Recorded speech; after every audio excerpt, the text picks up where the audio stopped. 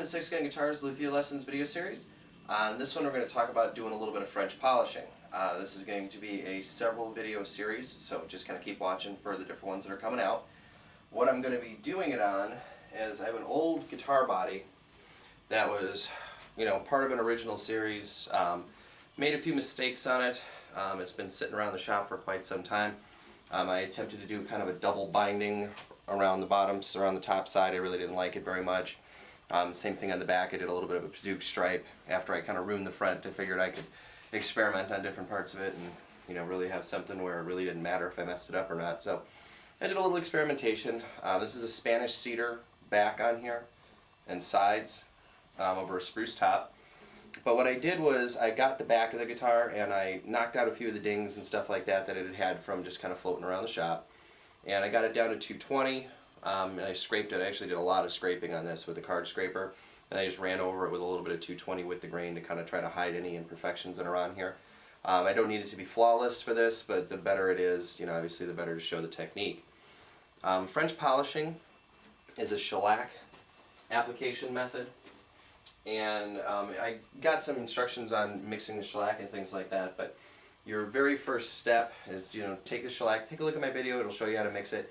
I made this as about a 2-pound cut right here of shellac, and the very first step is to lay down just a couple of really quick wash coats. And what those are going to do is those are going to just lay down a layer of shellac, and when we go back to fill the grain, because Spanish cedar is an open grain wood, when we go back and fill the grain with either pumice or fine sandpaper, we'll have a little bit of shellac that will bind to that wood paste and it'll sink in. So the very first step to the French polish, prepare your surface. The surface has to be flawless if you want a really good French polish. It's going to be a very, very reflective, very high shine polish. You don't want to have any scratches hiding out underneath there because they'll be visible and it'll distract from the overall look. So I'm going to take you over to the bench right now. We're going to do the first phase of the finishing process, which is to take about a 2-pound cut of the shellac and just put a couple easy coats on there. So I'll take you over now and I'll show you how I'm going to do that.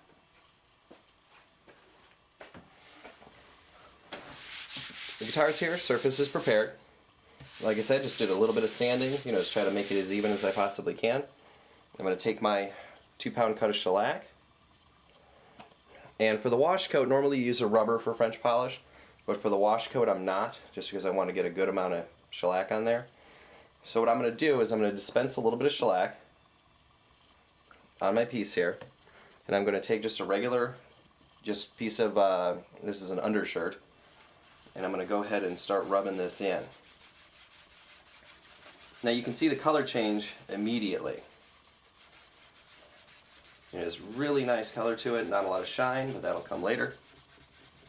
And I just want to get good coverage, and it's going to start to, you're going to smell the alcohol, and that's fine. You want to wear a little bit of a mask when you're doing this, and you want to go ahead and make sure you're in a spot that's open. We've got a door open on the other side here that's letting some fresh air in. And just kind of get through this, get all the shellac on there.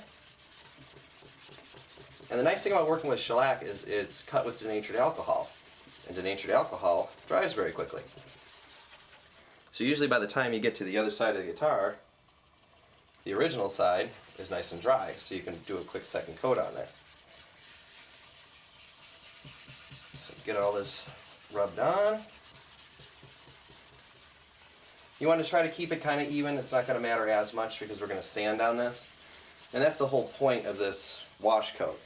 The initial coat is just going to lay down a little bit of shellac, just enough so that when you mix and you start sanding with the pumice or you start sanding with sandpaper, when you start doing those things, what's going to happen is the alcohol that you're also sanding with, and that you're also using the pumice with, is going to reanimate the shellac, put it back in a suspension, and it's going to mix with those wood fibers, and it's going to work its way into the wood pores. That's what you really want. You're not actually filling it with the pumice itself. What you're filling it with is the sawdust, the wood dust that you've created through the sanding process. That's what's actually getting down into those holes and doing the filling. Pumice is white, so even though when it gets wet it's going to take the natural color of the wood, it's going to get close, it's going to darken up, you still don't want to have something that's going to change the color of the wood. Unless that's what you want, but You know, I did one that I, filled with pumice instead of filled with wood dust, and I just didn't like it. I mean, it really made it look too bright, too white, and just unnatural looking. Alright, so we got a good coat on there. I'm just going to hit my edges really quick, even though it doesn't really matter too much, but just going to hit my edges. Now we're completely covered, got a nice 2-pound coat on there. It's pretty much dry to the touch already. What you want to let this do before you start into the next process, and before we get into that, I'm going to let this dry about 2 hours. I want absolutely everything to off-gas out of this. I know it only takes probably 20-30 minutes for it to do it in real life, but I'm going to give it a good solid 2 hours because I want this all to gas off. I just want to be left with shellac and nothing but shellac. So when I reintroduce a little bit of alcohol, it'll reanimate that shellac, but there isn't going to be any existing alcohol, and the shellac itself isn't going to be soft. You need the shellac to be hard so that way you're only picking up little bits of it and mixing it in with your wood dust and filling pores. But that's how it looks so far. That's just one coat of shellac. And what I'm going to do is, like I said, let this dry for a couple hours, and we'll come back and we'll do the second set of the videos here. If you have any questions about this particular part of the process and why we're doing it, just go ahead and shoot me an email at 6gunguitars@gmail.com, and I'll be glad to answer any questions that you have.